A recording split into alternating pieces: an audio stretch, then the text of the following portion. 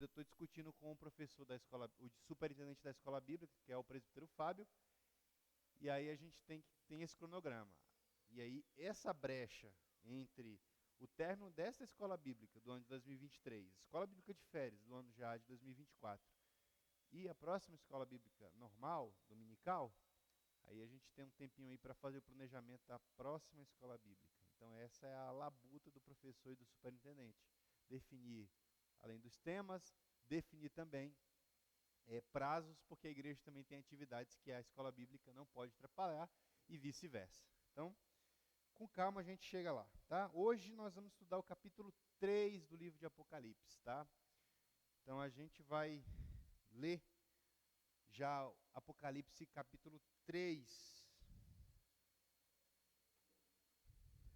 Vamos ler com calma, vamos ler devagar. Nós iremos aí falar de 3 igrejas, Grande André,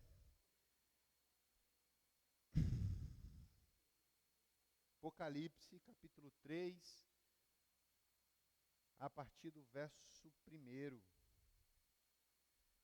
Diz assim: escreve ao anjo da igreja em Sardes, assim diz aquele que tem os 7 Espíritos de Deus e as estrelas. Conheço tuas obras, tens fama de estar vivo, mas estás morto. Fica alerta e fortalece o que ainda resta e estava para morrer, porque não tenho achado tuas obras perfeitas diante do meu Deus. Portanto, lembra-te daquilo que tens recebido e ouvido, obedece e arrepende-te. Pois se não estiveres alerta, virei como um ladrão, e tu não saberás a que hora virei contra ti. Mas em Sardes também tens algumas pessoas que não contaminaram as suas vestes. Elas andarão comigo, vestidas de branco, pois são dignas. Assim, o vencedor será vestido de vestes brancas, e de maneira nenhuma arriscarei seu nome no livro da vida. Mas, pelo contrário, reconhecerei seu nome diante do meu Pai e diante dos seus anjos. Quem tem ouvidos, ouça o que o Espírito diz às igrejas. Para a gente começar, eu terminei hoje, inclusive, Grande André, esse livro. O grande banquete de aleluias, o fim revela quem podemos ser, do grande pastor presbiteriano, Eugene Peterson. Fantástico, o final é tão bom quanto o começo. Maravilhoso, esse vocês podem comprar, tá barato lá na Amazon, tá? Inclusive já vou encomendar o meu. E tem esse aqui que vocês não vão encontrar mais, a não ser que vocês estejam dispostos a pagar R$ 400. Trovão Inverso, obra-prima do Eugene Peterson sobre Apocalipse, que o Richard Bauckham, que escreveu aquele livro, A Teologia do Livro do Apocalipse, faz inúmeras citações dele no inglês, né? Então esse livro não está mais disponível para compra, a não ser que você compre num sebo, e só tem 2 exemplares. Ele vai trabalhar João em 3 personalidades: o João pastor, o João poeta e o João teólogo. Porque o João que escreve as cartas é o João pastor. Ele está preocupado com aquelas igrejas. Mas o João que escreve Apocalipse é o poeta, porque ele faz uso de imagem. Porque Apocalipse é a tentativa de mostrar como a realidade poderia ser sem o pecado. Só que numa perspectiva do futuro. Isso vai acontecer. E o João teólogo, rebatendo as heresias que estão ali sendo apresentadas às igrejas. Então o Peter faz um trabalho aqui realmente digno de nota. Não é à toa que esse livro foi e é recomendado até hoje sobre Apocalipse, porque de fato é uma obra-prima. Então, a gente vai citar outros grandes teólogos aí que estudaram Apocalipse, para a gente situar melhor esse livro. Na aula de hoje, nós encerraremos nossa exposição sobre as 3 últimas igrejas da Ásia Menor. Na aula passada, nós falamos sobre as 4 igrejas, né? São 7, nós falamos sobre as 4 primeiras lá, Éfeso, Esmirna, Pérgamo e Tiatira. Hoje a gente vai falar sobre Sardes, Filadélfia e Laodiceia, sendo que essa última é aquela que recebe a mais severa repreensão do Senhor. Nosso intuito é perceber que, apesar da distância temporal, essas igrejas estão bem distantes de nós. Algumas ainda é possível você visitar as ruínas, onde é a Turquia hoje. Elas lidaram com problemas que ainda são ameaça para a igreja hoje. Isso tem que ficar claro para a gente, porque muitos desses problemas são problemas também hoje em dia. Porque, como dizia Roger Olson, em O Cristianismo Falsificado, as heresias não mudam, elas só vestem roupas novas. São velhas heresias que vão se mudando ao longo dos séculos, mas são heresias antigas. Então a igreja continua sendo uma propriedade exclusiva de Deus. Ele a comprou com o sangue do seu filho, e o seu filho conhece a igreja como ninguém. Jesus vê a igreja como ela é. Esse é um fato interessante, porque o diagnóstico dado para todas as igrejas do Apocalipse é um diagnóstico de quem conhece a igreja por dentro e não por fora. Quem conhece não só a realidade daquelas igrejas, mas mais do que isso, quem conhece o fato daquelas igrejas tentarem passar uma imagem que elas não são. Então, isso é muito marcante no livro do Apocalipse. Então, especialmente na epístola, aqui nos capítulos 2 e 3, que tratam sobre as 7 igrejas da Ásia, que são igrejas que têm problemas, com exceção, por exemplo, de Filadélfia, e acho que Esmirna, que não recebe uma repreensão severa, as outras todas foram reprovadas. Se Deus fizesse o mesmo diagnóstico hoje, o que ele acharia das nossas igrejas? Aliás, é um título de uma obra famosa do John Stott, O que Cristo pensa sobre as igrejas, baseado nas 7 igrejas da Ásia. Qual é o diagnóstico que Jesus daria da sua igreja hoje? Certamente, é uma pergunta que a gente deve sempre fazer. O que Deus vai achar da sua igreja, né? Mas vamos entrar no conteúdo de Apocalipse, capítulo 3. Onde está 7 aí? É 6, queridos. Aqui é 6. Deixa eu editar isso aqui rapidinho.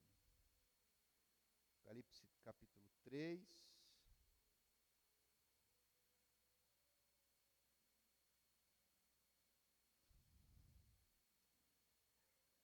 Só para a gente não colocar direitinho aqui. Perfeito. Então, o que a gente tem aqui? Primeira coisa, o modo como o Senhor se apresenta a cada uma dessas igrejas, e agora como é que ele se apresenta para a igreja em Sardes. Isso é interessante. Observa que ele começa se apresentando à igreja em Sardes como aquele que tem os 7 Espíritos de Deus e as estrelas. Eu já, durante a minha infância na fé, já debati muito sobre isso. O que são 7 Espíritos de Deus? E claro, hoje, muito mais maduro espiritualmente e teologicamente, essa referência 7 Espíritos de Deus não é que são emanações de Deus como se Deus emanasse Espírito, tá? É um título que João dá ao longo de todo o livro do Apocalipse para a pessoa do Espírito Santo. Isso é interessante. Assim como ele dá nome para Cristo, ele dá nome para Deus, ele dá nome para o Espírito Santo. E 7 Espíritos de Deus é uma referência ao Espírito Santo. Por quê? Porque João escreve o Evangelho Trinitário, apresentando Pai, Filho e Espírito Santo, e essa mesma estrutura trinitária, ela perpassa o Apocalipse. Ele apresenta Deus, ele apresenta o Filho, ele apresenta o Espírito, só que com nomes diferentes. Então, os 7 Espíritos de Deus, na verdade, é um nome que João designa o Espírito Santo. Ele tira essa referência do livro do profeta Yeshayahu, isto é, Isaías. Ele vai lá, e essa referência é tirada de lá. Eu disse aqui nas aulas sobre Daniel, que Apocalipse não foi escrito num vácuo, ou seja, sem nenhuma referência. João faz várias referências a Jeremias, Zacarias, Daniel, a Isaías, entre outros profetas, né? Para, digamos assim, dar o teor da revelação que ele recebeu, que é o livro do Apocalipse. Então, lá em Isaías, no capítulo 11, no versículo 2, está escrito: o Espírito do Senhor repousará sobre ele, o Espírito de sabedoria, de entendimento, de conselho, de fortaleza, o de conhecimento e o de temor do Senhor. 7. uma referência cheia para o Espírito Santo de Deus, que repousará sobre o Messias. Quando Jesus chega na sinagoga de Nazaré, ele diz, essa profecia se cumpriu hoje, porque o Espírito do Senhor, ele me ungiu para tal, tal, tal, tal. Então o Espírito Santo recebe essa designação no livro do Apocalipse, como os 7 Espíritos de Deus, e 7, de novo, é uma referência aqui simbólica à plenitude, aquilo que enche, totalidade, tá? Então, quando você lê em Apocalipse os 7 Espíritos de Deus, não pense que são emanações, tá? Isso aí é esoterismo, é espiritismo, outra coisa, não é cristianismo não, porque essa designação, os 7 Espíritos de Deus, é apenas um título que João dá à pessoa do Espírito Santo. João trabalha, digamos assim, com todas as pessoas no livro do Apocalipse, tá? Então, por isso que eu disse que Apocalipse mantém essa estrutura que a gente chama de trinitário. O que é o trinitarianismo? A ideia de que Pai, Filho e Espírito Santo, embora sejam um, eles são diferentes, eles são distintos. Cada um trabalha, digamos assim, num aspecto, Pai, Filho e Espírito Santo. É claro que existe uma corrente que vai ao contrário disso, que é o monoteísmo. Ou melhor, o unicismo, que a igreja já reputou como uma heresia. Existem grupos no Brasil que são unicistas. Apenas para citar o que é de conhecimento de todos, o grupo Voz da Verdade. Eles são um grupo unicista. Para eles só existe Deus Pai. Ponto. Mas quando você vai para a Bíblia e lê as referências, você percebe que não é só Deus Pai. Tem Deus Filho e tem Deus Espírito. Se você pegar a fórmula batismal, Mateus 28, 19, batizando o nome do Pai, do Filho e do Espírito. Irmão, não são só uma pessoa. São 3 pessoas aí. Mas quem é maior? Não existe hierarquia na Trindade. Tá? Se houvesse hierarquia na Trindade, você estaria falando de uma outra heresia chamada de subordinacionismo. Tá? Trindade é aquele assunto que se você errar, você vira um herege. Tá? É um assunto espinhoso que se você apresentar Deus de maneira equivocada, você vai falar uma heresia. Ou cai no unicismo, é só uma pessoa, ou cai no subordinacionismo, que a pessoa do Pai está acima das outras pessoas. Tá? O catolicismo já é um problema, não é só esse problema, o catolicismo tem muitos outros problemas, tá? A veneração dos santos, que eles vão dizer que ali que eles vão dizer que não é bem uma adoração, mas é uma adoração, tá? Claro que é uma adoração, e outras coisas, né? Teria que ser só uma aula para falar sobre os problemas da Igreja Católica, que são muitos, tá?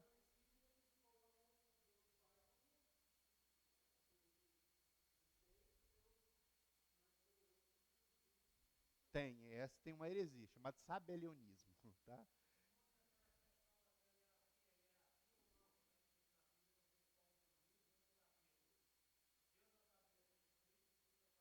Sim, perfeito. Quando a gente fala de estrutura, a gente tem que pensar, imagina só, o autor está escrevendo como que funciona para nós a Trindade. Se ele usasse uma linguagem celestial, nenhum de nós ia entender. Então ele usa a linguagem da hierarquia, que é a linguagem que a gente entende. Mas não é que haja de fato uma linguagem. Porque, por exemplo, tem obra que o Espírito Santo é chamado de Deus na Bíblia. Se ele é chamado de Deus, como é que a gente vai entender Isaías que diz, a minha glória não daria a outro Deus? Ué, então o Espírito Santo não é Deus? É Deus, porque ele também tem a glória do Pai, entendeu? Então é só nesse sentido que tem uma hierarquia. E nesse caso, a hierarquia é apenas para a gente entender que existe, digamos assim, funções diferentes, tá?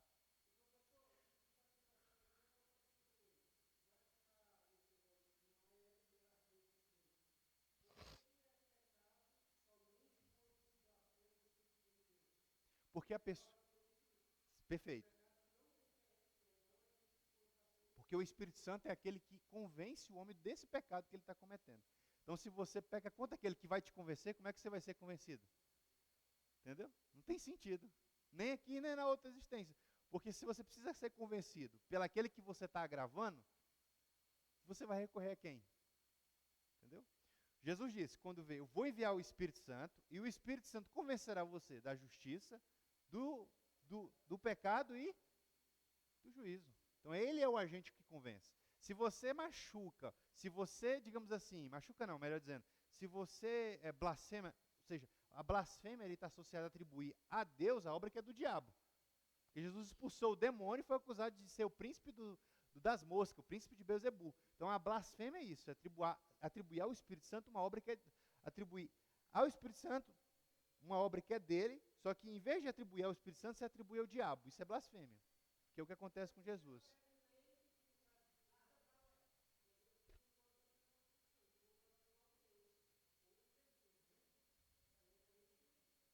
A esperança, quantos blasfemos a gente não conhece, que fala de Deus, pega, por exemplo, a parada gay, que vilipendia os símbolos cristãos, não acontece nada. Significa que não haverá salvação para aquelas pessoas? Claro que não, porque a fé cristã sempre foi alvo de chacota. Eles não estão atirando exatamente contra o Espírito Santo, mas contra um símbolo da fé, entendeu? Ficou claro? Então, é mais ou menos isso aí. A gente tem uma aula, eu dei essa aula sobre Trindade. Eu não saí da introdução. Ficamos quatro semanas só estudando as heresias até estudar a Trindade. Não sei se está salvo no canal da igreja. Eu sei que eu vim aqui, junto com o Kelso, a gente deu essa aula aqui. E sentamos para discutir, tiramos ponto que não dava para falar, porque a gente não ia nem terminar o ponto na gravação das aulas. E aí a gente deu essa aula, tá? Então, de novo, por que é 7? Tá? Por que não é 6, 5, 4, 1? Por que não é 0? Né? 7 igrejas, 7 espíritos, 7 taças. Porque 7, na verdade, é um símbolo apenas. Tá? Então, de novo, Apocalipse é cheio de símbolos. Se você tentar interpretar literalmente, vai criar um nó na sua cabeça. E acho que esse é o grande problema que as pessoas têm com o livro do Apocalipse. Você não entendeu os símbolos que aparecem lá. Então, símbolo é um símbolo, o 7 é um símbolo, um número simbólico na Bíblia que significa totalidade ou plenitude. Significa que aquilo é completo. Veja, o diabo, tentando imitar Deus, tem um número na Bíblia. Percebe? É um número a menos. Entendeu? É uma plenitude, só que não é total. É uma metade de uma plenitude, que é 7. Então o diabo está sempre. Ele tem um anticristo. Por que é anticristo? Aquele que vem se colocar no lugar de Cristo. O diabo está sempre nessa tentativa de querer ser adorado. Tá? Então, a par disso, João afirma que Jesus tem o Espírito Santo e as 7 igrejas. De novo, 7. Por que ele tem as 7 estrelas? E a gente já sabe que estrela na Bíblia é o símbolo das igrejas. Ou daqueles mensageiros, melhor dizendo, para quem as cartas são dirigidas. Então, significa que o Senhor não só apenas conhece a sua igreja, como ele tem total domínio sobre a igreja. Não é o Papa, chamado de Vicarius Dei. Não, só existe um mediador entre Deus e os homens, Jesus Cristo, homem. Não é Maria, não é o Papa, o Filius Dei, não é a igreja, é Cristo. Cristo é o cabeça da igreja, Cristo é o mediador entre Deus e os homens. Então, embora Sardes pousasse de igreja avivada, ela tinha essa imagem, essa fama. Sua realidade interna era outra. O Senhor diz, você está morta, porque eu conheço tuas obras. Queridos, eu tenho para mim que toda igreja inservível é uma igreja morta. Sua existência não faz a menor diferença de ela estar plantada. Ela estando ali ou não, ninguém vai nem saber. Algumas igrejas são tão imprestáveis que a gente só sabe que elas existem quando elas fecham. Ela tem tudo que é bonito, assim, uma luz boa, tem um bom som, aquelas cadeiras acolchoadas, ar-condicionado, mas ela não serve. E ela investe tanto na sua imagem que o que ela tem é isso, imagem. Você vai procurar algum conteúdo ali, não tem nada. É o tipo de igreja de Sardes. Sardes tinha aquela pompa de igreja avivada, de igreja maravilhosa. Quando o Senhor vem com aqueles olhos que penetram no fundo, percebe, você está morta. Veja que veredito essa igreja recebe. Uma igreja que aparentemente parece estar viva, está morta. O que é essa morte? apatia espiritual. E a apatia espiritual em Sardes era tão grande, mas tão grande, que o Senhor chega a dizer o seguinte, ó, verso 2 aí, Apocalipse 3, 2. Fica alerta e fortalece o que ainda resta e estava para morrer. Veja, a igreja não só estava morrendo, mas ainda aqueles, o remanescente estava quase para morrer. Perceba que a apatia era tão grande que estava tomando a igreja como um todo. Irmãos, nada é tão perigoso quanto a apatia espiritual. São Paulo, na carta aos Efésios, diz lá no capítulo 5, acho que no verso 7, desperta tu que dormes, levanta-te dentre os mortos e Cristo te esclarecerá. Cuidado com a morte espiritual. Por que é perigosa? Porque quem está morto não sabe que está morto, irmão. O perigo de uma espiritualidade morta é que você não percebe que está vivendo isso. Você fica tão acomodado. E eu conheço assim, uma centelha de crente acomodado na vida espiritual. Ah, não, tá bem, eu estou na bênção. Sabe? É assim, só esperando Jesus voltar. Sentou em berço esplêndido e está vivendo a vida relaxadamente. Esse é o tipo de despertamento que a igreja recebe, que a igreja atual como um todo precisa receber de quando em quando. Sabe aquela expressão muito comum nos terreiros pentecostais? De vez em quando Deus precisa chacoalhar a palmeira para levantar alguns crentes que estão mortos.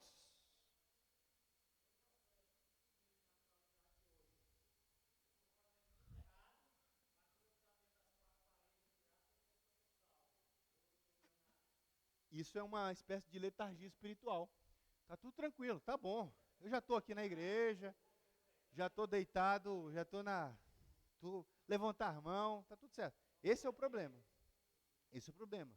Porque o Deus dono da igreja é um Deus ciumento. O Deus da Bíblia é um Deus ciumento, irmãos. Então a gente precisa voltar a dizer, como a W. Tozer, que pecado ainda é pecado. E que igreja e pecado estão em um franco divórcio. Os dois não andam com mão aberta. Então essa igreja vivia isso, uma aparência. Tem crente que é assim, tá? Crente aparente. Apesar de tudo, isso é importante, havia em Sardes alguns cristãos fervorosos, cheios da graça de Deus, que é o remanescente. Veja aí no versículo 4, mas em Sardes tens algumas pessoas que não contaminaram as suas vestes. Diz assim, ó, não vou participar disso aí, dessa bagunça que vocês estão promovendo, dessa vida promíscua que vocês estão vivendo, dessa devassidão espiritual que vocês estão vivendo. Eu estou longe disso. Sempre tem, em todas essas igrejas, tem alguém fiel. Por quê? Porque em qualquer lugar que você for, irmão, independente da igreja que você for, tem gente fiel na igreja católica, no adventismo do sétimo dia. Deus tem remanescente em todo lugar, para preservar que o apodrecimento seja total. Imagine se não tivesse uma igreja na terra, que estado que nós estaríamos? Com a igreja já está o jeito que está, imagine sem a igreja, irmão. Como é que estaria, por exemplo, os parlamentares sem um crente fiel lá? Porque tem, irmãos. Tem deputado temente a Deus. Tem senador temente a Deus. São poucos, são, porque a remanescente é sempre a minoria. Então, a igreja em Sardes fazia de sua imagem uma vitrine. Ela vendia sua imagem para o mundo. Sardes era uma igreja que estava morta, mas pousava como viva. E o Senhor disse, ó, eu te conheço tuas obras. Tuas obras são imperfeitas. Gordon Fee, num comentário dele de Apocalipse, ele diz o seguinte, na verdade, qualquer um visitando tanto a cidade quanto a igreja, pensaria que ela está vigorosa e viva, mas em ambos os casos isso é majoritariamente uma ilusão. O que é uma ilusão, irmão? Uma imagem apenas. Você vai procurar alguma coisa ali, não tem imagem. Seja bem-vindo, meu querido. Então, a igreja em Sardes era uma igreja assim, de imagem. E ela é reprovada por isso. Em Apocalipse 3. Isso. Não. É um outro símbolo de pureza, outro símbolo de santidade.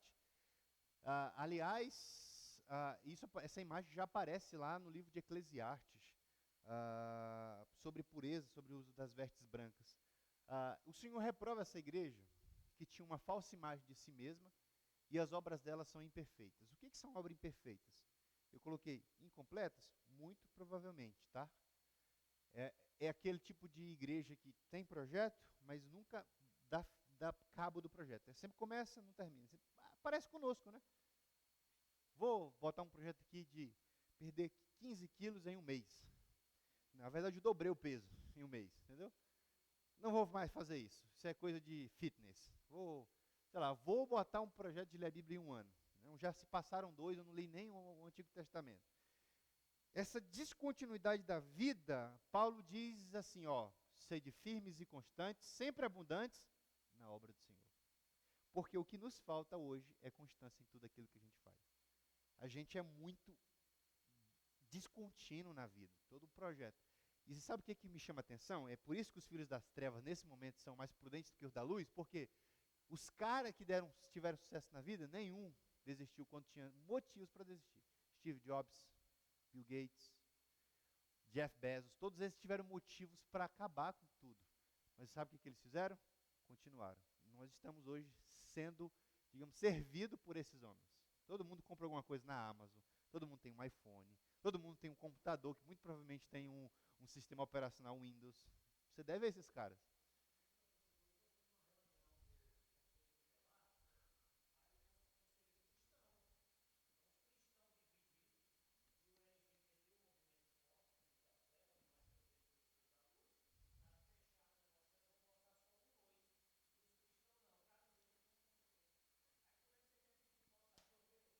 A gente fala tanto em unidade, mas, por exemplo, se a gente fosse fazer um projeto aqui, Igreja Cristã Presbiteriana, por causa da placa, não ia aglutinar movimento. Vai na igreja tal, eu não vou liberar meus crentes, vai que eles queiram ficar lá, né? Mais ou menos isso. Por exemplo, se você quiser falar com os católicos, você fala com quem? Com um bispo, com o papa, que é a autoridade católica. Se fosse falar com os evangélicos, você vai falar com quem? Que cada igreja tem a sua divisão. Você não fala com os evangélicos. Imagina o problema que seria ter uma unidade da igreja evangélica hoje. Então, assim, a gente também não pode tampar o sol com a peneira. Temos muitos problemas para resolver, tá?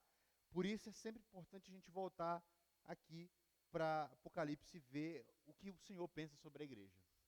E veja, ele não apontou só o problema, ele apontou o caminho. Tem uma solução para essa igreja. Olha aí o verso 3, Apocalipse 3:3. Portanto, lembra-te daquilo que tens recebido e ouvido, obedece e arrepende. Veja, o caminho é lembrar, primeira coisa. Lembrar o quê? Onde? Como? Por que caiu? Por que se desviou? Por que parou? Né? Porque assim, não sei se aqui no Guará é assim, né? Mas onde eu moro estrutural é complicado. A gente diz assim, não, eu não estou desviado. Desviado está o diabo. Está desviado. Se você está indo para o, vamos usar uma referência aqui de Brasília, se você está indo para o plano piloto e de repente o ônibus muda a rota, o que se fez? Um desvio. Se você era crente, deixou de ser crente, saiu do caminho, você está o quê? Vou sair o diabo. Estou afastado. Não, está desviado. Se você não está no caminho que é Cristo, está desviado. Porque qualquer outro caminho que não é Cristo é desvio. E só tem um lugar para onde esse desvio te leva, meu irmão. É o inferno. Que é o caminho largo e espaçoso. Porta do céu nunca passou por reforma. O evangelho não precisa de acréscimo. O evangelho é o que é e pronto. Obedecer e arrepender. Essa igreja precisava ouvir o que ela tinha que ouvir, ela ouviu uma repreensão, ela tinha que obedecer e mudar. Porque tem muita gente que ouve e nunca muda. Você conhece pessoas que são assim? Pessoa, vou usar um exemplo secular, a pessoa fuma a vida toda. O médico diz assim, pare de fumar. É um bom conselho ou não? É. A pessoa ouve o conselho, quando sai do consultório, bota um cigarro na boca. Não adiantou nada, ela recebeu um bom conselho. Mudou a vida dela? Provavelmente não. Quanto que vai mudar? Quando ela passar a obedecer aquele conselho. É o que o Senhor estava falando para a igreja de Sardes. Sabe o que tu tem ouvido? Pega isso, se arrepende, obedeça e você vai ver o que eu tenho para você, que é justamente a promessa. Veja aí comigo, no versículo de número 5, Apocalipse 3:5.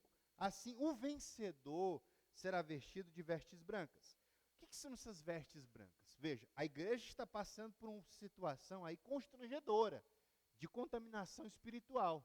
Então ela está com as vestes, espiritualmente falando, manchadas.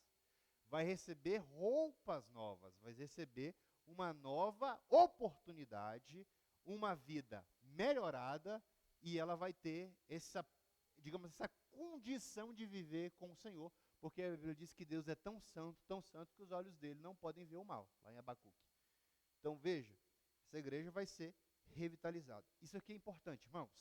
Não importa onde, quando e que pecado você cometeu, o caminho sempre será arrependimento. Mudar para que as pessoas, ao olharem, vejam que houve restauração na tua vida. E lembre-se, Deus sempre está disposto a te restaurar, desde que você se arrependa. Haverá restauração e mudança na sua vida, porque Deus não é carrasco de ninguém. Deus é um Deus santo, mas é um Deus também de amor. Santidade e amor são dois atributos que não se sobrepõem a Deus. Por isso que toda teologia fraca só fala do amor de Deus. Teologia coach, hipergraça, porque só fala do amor. Se Deus é tão bom, então não preciso me preocupar. No final ele salva todo mundo. Essa é a heresia do universalismo. No final Deus é tão bom, que ele vai salvar todo mundo. Vai ficar com uma peninha assim, sabe? Tem uma péssima notícia para você. No final ele vai olhar para você, eu não te conheço. Pega a primeira porta à esquerda descendo, lá embaixo.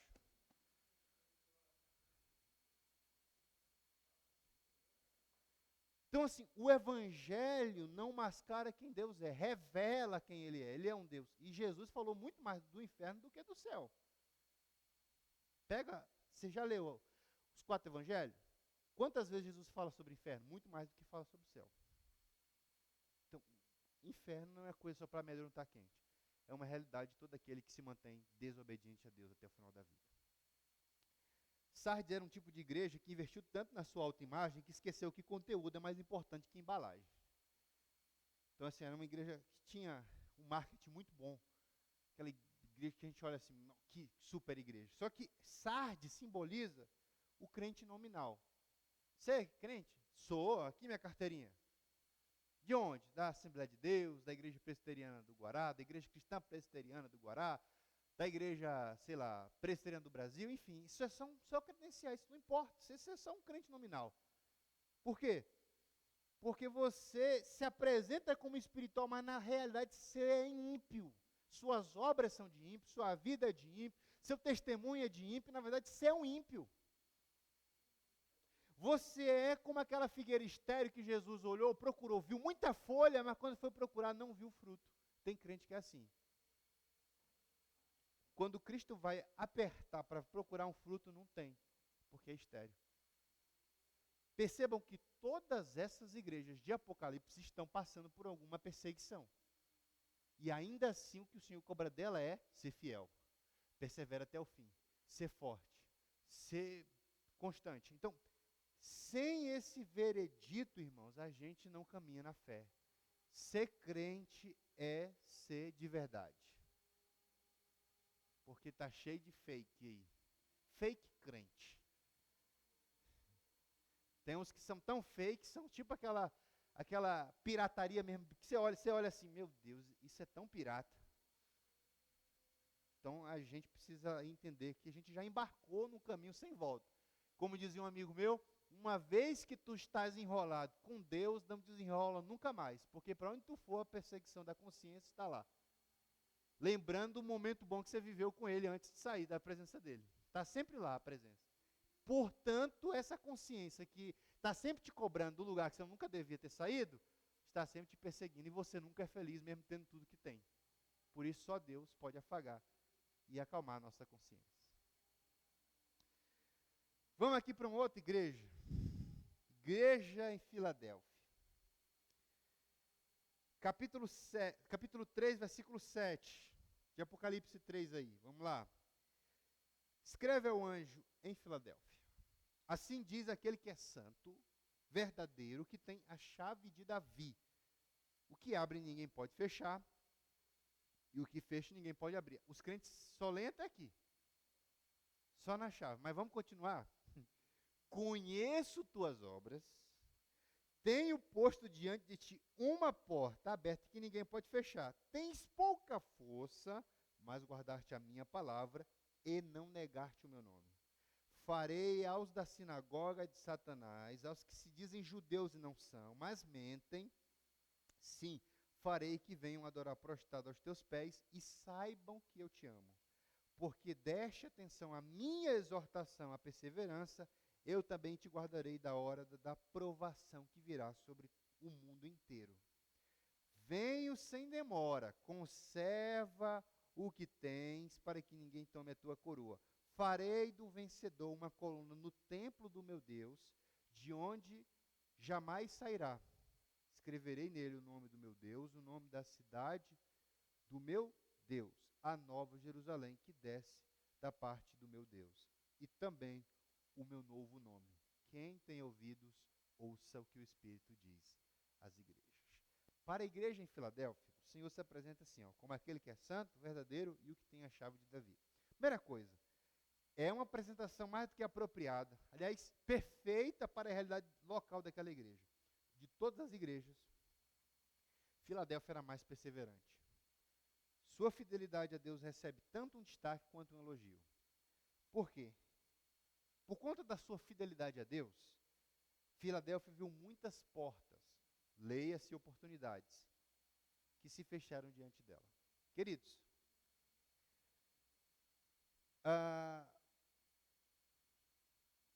Martin Luther King Jr. dizia, para se criar um inimigo, basta dizer o que se pensa.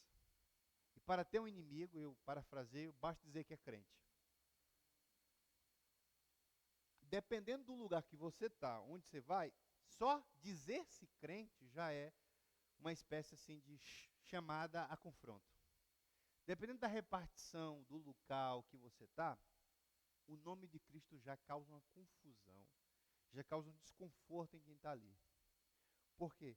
Porque a gente vai ser perseguido por causa desse nome. O nome de Cristo causa essa perseguição e às vezes faz com que as pessoas tentem nos distratar. O mundo está aí para fazer chacota de crente. É claro que muitos crentes deram brecha para que isso acontecesse mesmo, por conta do mau testemunho. Mas, na verdade, o remanescente continua fiel, pagando pela infidelidade dos que não são crentes de verdade, ou seja, os crentes nominais. Então, essa igreja, ela era fiel, por conta da sua fidelidade, ela viu muitas portas se fecharem. Aqui a perseguição também é muito grande. Lembram que no contexto das igrejas, a perseguição, o culto ao imperador, e entre outras coisas, eram realidades que essas igrejas estavam vivendo na pele. Então, dizer-se crente, posicionar-se do lado de Jesus, era uma espécie de insulto às autoridades que tinham poder para mandar prender e matar. Só que, apesar de muitas portas terem se fechado na vida da igreja de Filadélfia, tinha uma coisa a seu favor. Ela tinha aquele que tem a chave de Davi, que é um símbolo de autoridade. Queridos,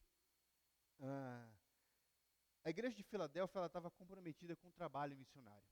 Filadélfia era um lugar que o governo mandou as pessoas para divulgarem a cultura grega. Ao mesmo tempo que era um lugar onde se divulgava a cultura grega, era uma porta apropriada para pregar o evangelho para todo o resto das pessoas ali daquele lugar. Veja, esses irmãos usaram o local e a oportunidade que tinham para propagar o evangelho. Só que eles viram muitas portas se fechando. Só que como é que o Senhor se apresenta a essa igreja? Como aquele que abre portas. Aliás, Ele continua sendo o Deus que abre porta. E muitas vezes as portas que Deus fecha são aquelas portas que a gente diz, Senhor, mas eu precisava daquele emprego, ou eu precisava daquele dinheiro, ou eu precisava daquilo outro. Porque na nossa cabeça, irmãos, a gente tem síndrome de Jeová. Sabe o que é isso? Querer agir e pensar como Deus. Tentar dar aquela ajudinha, sabe? Senhor, faz assim que é melhor. Como se nós fôssemos capazes mesmo de saber o que é melhor para nós. A gente, no máximo, sabe o que é melhor para comer, para vestir. Mas quando se diz respeito à vida, E uma decisão hoje pode impactar a tua vida para o resto da vida. Uma decisão errada no presente pode estragar o teu futuro. Por isso a Bíblia chama você a confiar no Deus que está no passado, no presente e no futuro. Porque Ele conhece tudo. Eu sei que pensamentos tenho a vosso respeito, diz o Senhor. Pensamentos de bem, não de mal. Então a gente precisa aprender. E confiar é difícil, eu sei, irmãos. Confiar é difícil. Porque você está entregando a decisão da tua vida para aquilo que você não vê. Só que aí é que está. Aí mora a fé. A fé não vê com os olhos. A fé tem uma maneira própria de enxergar. Por isso que a Bíblia diz, nós não andamos por vista, mas por fé. Então a fé tem uma maneira própria de enxergar o que não está lá. Porque a fé é certeza. Não estou vendo, mas eu sei. Não abriu, mas eu sei que vai abrir. Porque Deus é o Deus que abre portas. É Ele que tem a chave de Davi, a autoridade real. Veja, essa imagem ela é pegada lá de Isaías 22:2. O guarda-chaves, ele ficava responsável pelo palácio. Só que essa autoridade era uma autoridade delegada. Porque acima da autoridade do cara que tinha chaves, tinha o rei, que era dono das chaves. João usa essa imagem de Isaías para dizer, Deus não precisa pedir as chaves para alguém. Ele tem a chave na mão. É Ele que abre. Quando Ele abre, ninguém pode fechar. Quando Ele fecha, ninguém pode abrir. Porque Ele é que tem a chave na mão. A autoridade está na mão dEle. Ele é o Messias de Deus. Ele é o rei que assentará no trono de Davi, seu pai, para todo sempre. Amém, irmãos? Paulo diz, orando por uma porta, ele diz assim, ó, ao mesmo tempo orando também por nós, para que Deus nos abra uma porta para a palavra, a fim de anunciarmos o mistério de Cristo, pelo qual também estou preso. Por que eu citei isso? Porque a gente pode orar hoje para que Deus abra a porta na nossa vida. Portas não só para o evangelho ser pregado, porta para que Deus melhore a nossa vida profissional. Senhor, tenho lutado tanto, tenho investido tanto, não tenho obtido retorno. Você pode orar? Claro que pode. Deus continua sendo bom, irmãos. Quer abençoar o seu povo. Eu sei que tem uma mentalidade no meio evangélico que diz mais ou menos assim, crente para ser fiel tem que estar mesmo na pindaíba. Isso é loucura. Não. Crente que é fiel a Deus está gozando das bênçãos de Deus, porque Deus tem prazer em abençoar os seus filhos. Então, você é contra a teologia da prosperidade? Sou, mas não sou a favor da teologia da miséria. Temos que nos posicionar como a Bíblia se posiciona.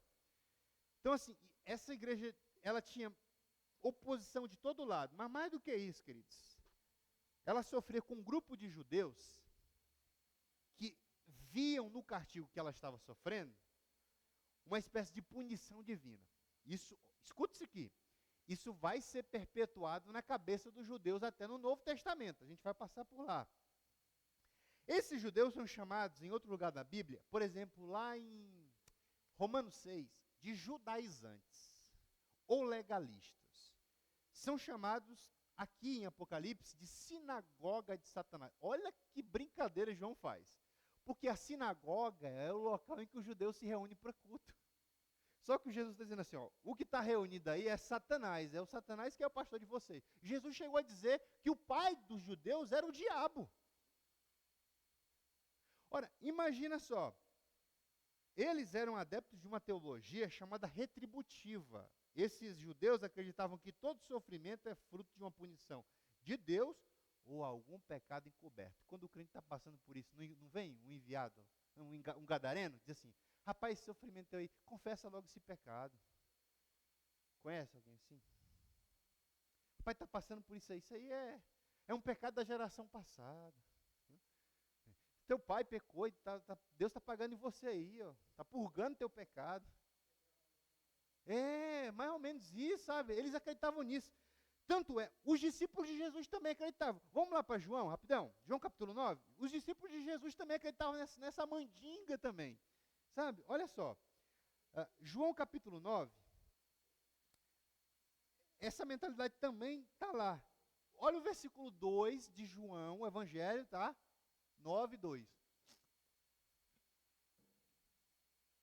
Vou deixar você achar aí. João capítulo 9, versículo 2. Olha o que os discípulos perguntaram. E seus discípulos lhe perguntaram, Rabi, que traduzido significa mestre. Mestre, quem pecou para que ele nascesse cego? Ele ou seus pais? Olha o que Jesus respondeu. Nem ele pecou, nem seus pais. Mas isso aconteceu para que se manifestasse o quê? As obras de Deus. Senhor, tem pecado encoberto aí, tem pecado não confessado. Jesus disse assim, nem ele, nem os pais pecaram. Isso aí foi para que as obras de Deus se manifestassem.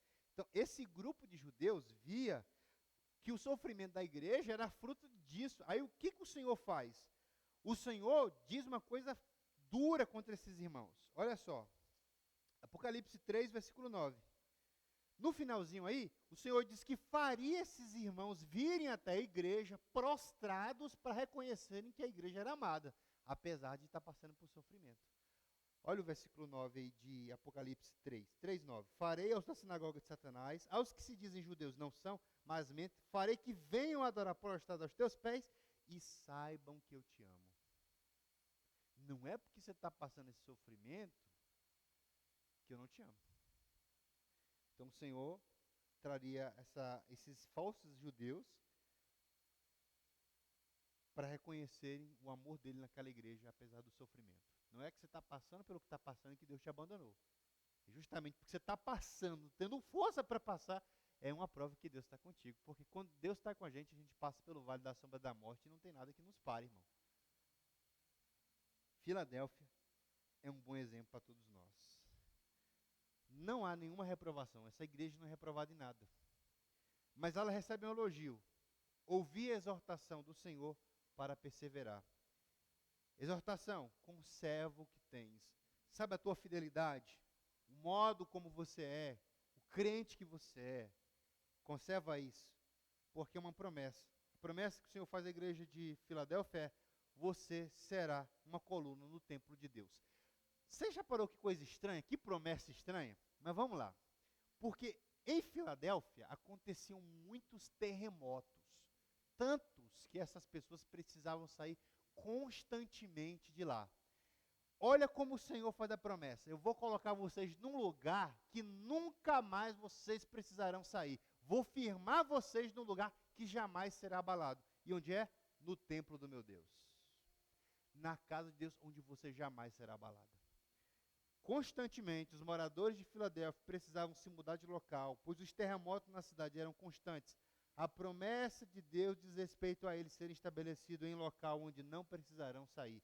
Como diz o salmista no final do verso 2 do Salmo 40, colocou meus pés sobre uma rocha, firmou meus passos. Se você está em Deus, bondade e misericórdia te seguirão todos os dias da tua vida. E tu habitarás seguro na casa do teu Deus. Última igreja. Essa tem problema, irmão. Essa aqui é a igreja de Corinto. Mas vamos com calma. O Senhor se apresenta à igreja em Laodiceia como aquele que tem um veredito que não pode ser deturpado. Apocalipse capítulo 3, dos versos 14 a 22. Vamos ler para a gente encerrar. Escreve ao anjo da igreja em Laodiceia. Estas coisas diz o Amém, a testemunha fiel e verdadeira, o princípio da criação de Deus. Conheço tuas obras, sei que não és frio nem quente. Perceberam que Deus, nas outras igrejas, ou a igreja era quente, como era Filadélfia, ou era morna, como era Esmirna. Mas não tem nenhuma morna. A primeira morna na lista é Laodiceia. Porque não és quente nem frio, antes fosse quente ou frio. Assim, porque tu és morno, e não és quente nem frio, estou a ponto de vomitar-te da minha boca. Causou mal em Deus a igreja. Imagine o culto que essa igreja prestava para Deus. Né? O culto que deixou Deus mal. Porque tu diz, sou rico, tenho prosperado, nada me falta, mas não sabe que és. Primeiro, infeliz, miserável, pobre, cego e nu. Deus está falando de uma igreja, tá?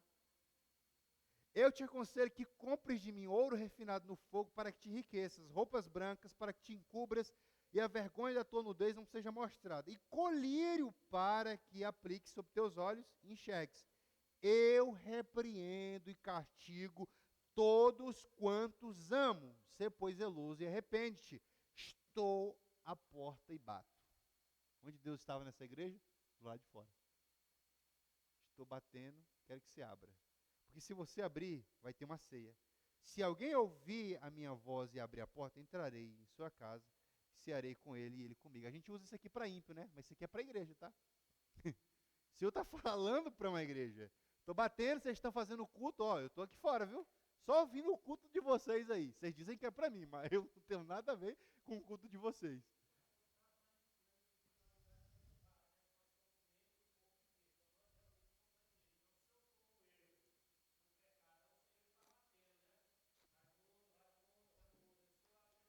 Perfeito, perfeito, perfeito. Estou à porta e bato, se alguém ouvir a minha voz e abrir a porta, entrarei em sua casa e cearei com ele. Ao vencedor, faz uma promessa. Eu lhe considerei que se assente comigo no meu trono, assim como venci e me assentei com o meu Pai no seu trono. Quem tem ouvidos, ouça o que o Espírito diz às igrejas.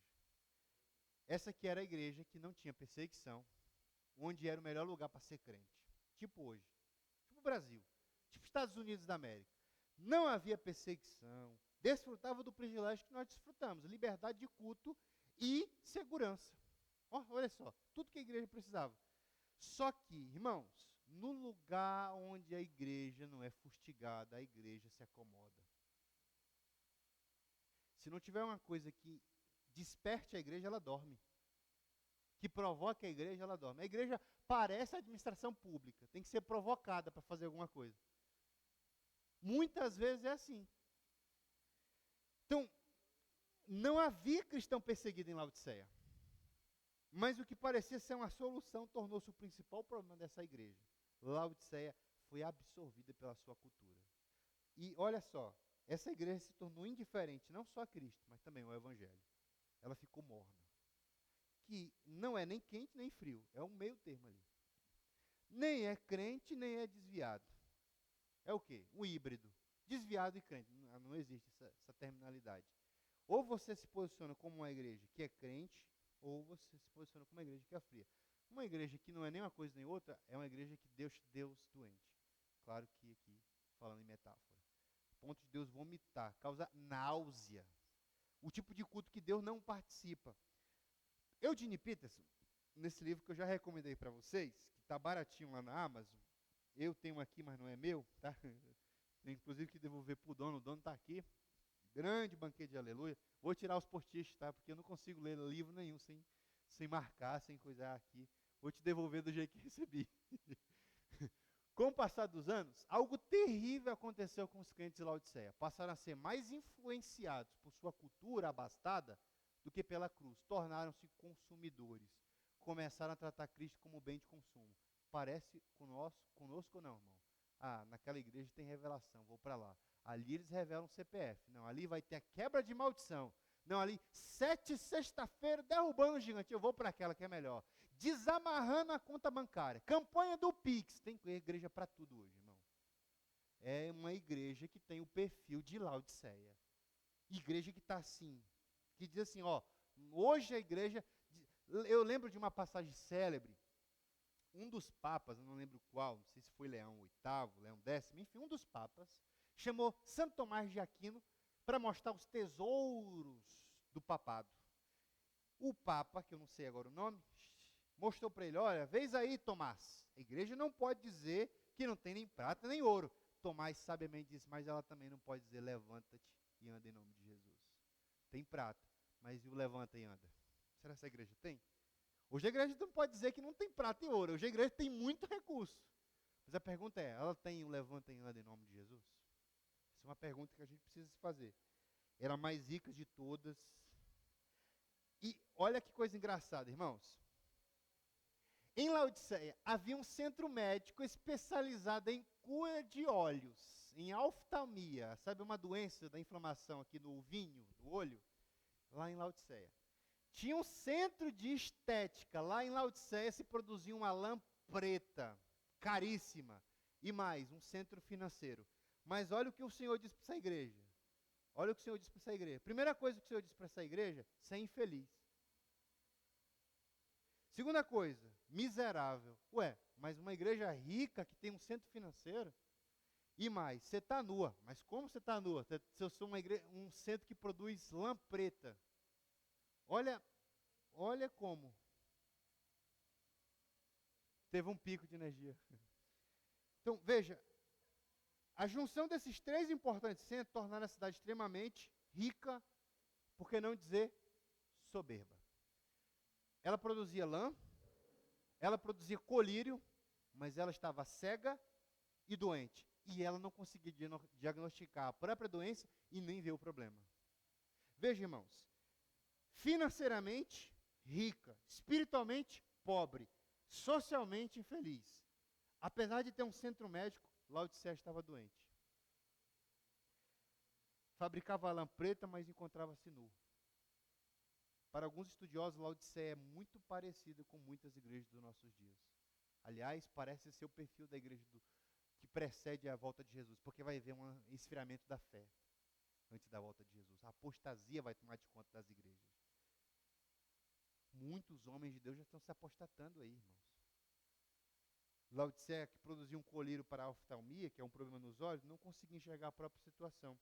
Essa igreja não havia se dado conta de que Jesus era o centro de seu culto. Por isso que ele está de fora batendo para poder entrar. Deus prefere que fervamos ou congelemos em vez de nos misturar lentamente na mordidão insossa. John Stott. Quando não administrada, a prosperidade é um problema. Você sabia que Deus tem mais problema com um crente que recebe bênção do que um crente que está com sofrimento? Porque muitas vezes a bênção é tanta que o camarada não sabe lidar e ele, ó, como a gente diz por aí no Nordeste, no jargão bem baixo, pica a mula. Ninguém vê, volta quando está caído de novo. Prosperidade, irmãos, é uma coisa que a gente precisa ter dinheiro. Deus não é contra a riqueza, Deus não é contra a prosperidade, Deus é contra que a prosperidade ou o dinheiro tenha o seu coração. Porque se tiver o seu coração, aí está o teu tesouro. Mamon não é dinheiro. Mamon é o dinheiro elevado à categoria de Deus. Porque tem gente que só tem isso, dinheiro, mais nada. É bom? Maravilhoso. Aliás, vocês podiam aí fazer uma corrente, 1000 pessoas com um pix de R$100, né? Muita igreja faz isso, né? Tem gente que embarca. Essa doutrina a gente já passou, doutrina de Balaão, irmão. Então, é um alerta. Laodiceia é um alerta. Para a gente encerrar, qual o problema dessa igreja? Reprovada, era morna. O tipo de coisa que Deus odeia, irmão. Deus odeia? Odeia. Odeia do tipo a ponto de dizer assim, ó, eu odeio tuas obras. Não é nem quente nem fria. É morna, é indiferente. Tanto faz se o culto foi bom, se o culto foi ruim. Tanto faz se o louvor foi bom, quanto se o louvor... Tanto faz, eu vim só para sentar nesse banco e bater papo. É o tipo de perfil de crente morno.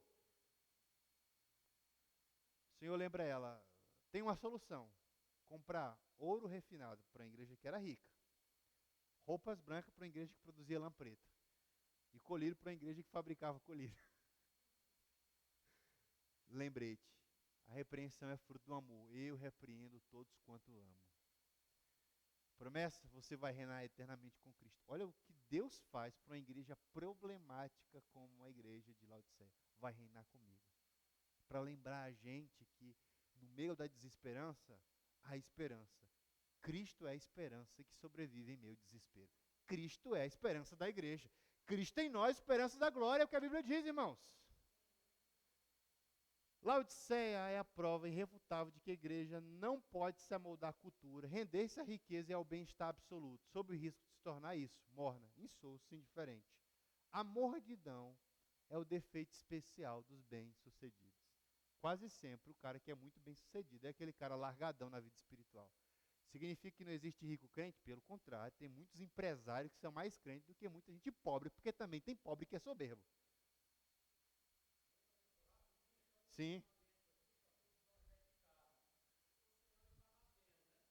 Perfeito.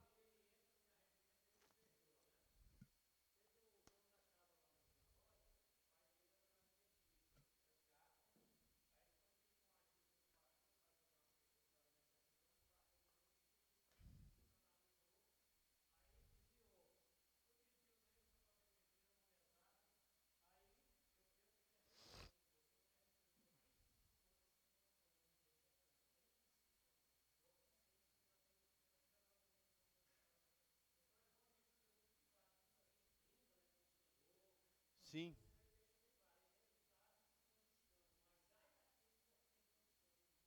Perfeito.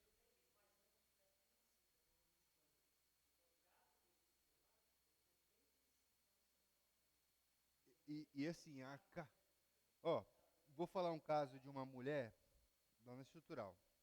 Vocês, inclusive, se quiserem ver a mulher, vocês podem ir lá na estrutural. Essa mulher não andava. E eu comecei a desconfiar dessa mulher, ela é por os cultos, mas assim, uma mulher nova, aparentemente não conseguia andar, andava de muleta e tal. Falei, pastor, vamos terminar o culto, chamar essa mulher, traz aqui uma irmã, sua, no caso era a missionária, né, a esposa do pastor, vamos fazer, em vez de fazer uma sessão de psicanálise, vamos fazer uma sessão espiritual. Em vez de buscar autoajuda, vamos chamar a ajuda do alto e orar para essa mulher. A gente orou, irmão, tinha tanto demônio e tanto pecado que aquela mulher terminou de orarmos, expulsamos o demônio, a mulher estava andando. Foi só ela se desviar, voltou de novo a andar muleta, irmão. Porque ele só precisa achar a casa limpa. Volta, traz os piores. E o estado último dessa pessoa é pior do que o primeiro. Isso aqui não é teoria, não, moça. É realidade. A pessoa está lá, eu vi isso aqui, eu conversei com essa pessoa. Então, cuidado quando você for brincar com as coisas espirituais, viu, irmão? Carta do apóstolo Paulo a João, para a gente concluir. As 7 igrejas da Ásia Menor são um lembrete perpétuo à igreja de todos os tempos.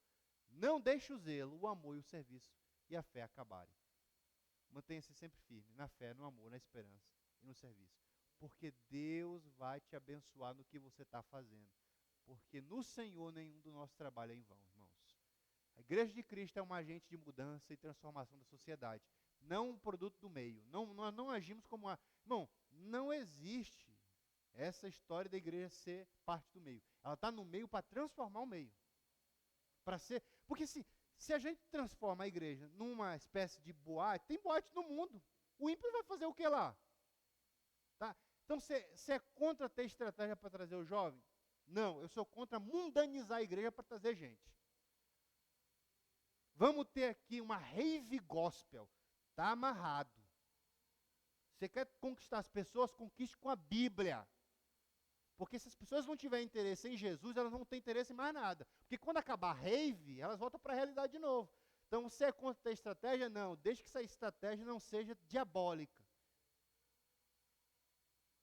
Então, mais ou menos por aí. Quando a igreja abandona a sua fé em Deus, o resultado é juízo e repreensão. É você brigar com o Senhor. Porque o Senhor está brigando com essas igrejas. Sabe qual é o problema de brigar com o Senhor? Você nunca ganha, irmão. Você está lutando uma guerra perdida, porque você nunca vence aquele que já venceu todas as batalhas. Lembre-se disso, irmão, quando você tiver. Portanto, tenham cuidado e procurem obedecer àquele que está falando a vocês. Porque se o povo de Israel não escapou quando se recusou a ouvir Moisés, que representa a lei, que era um mensageiro terreno, como nós escaparemos se rejeitarmos ouvir aquele que nos fala dos céus? Hebreus 12, 25. Se Deus não poupou o seu povo, quando Moisés falava na antiga aliança, como nós escaparemos que o Filho nos fala do céu agora? Deus abençoe a sua vida, Deus abençoe a igreja, e em Cristo somos mais do que vencedores.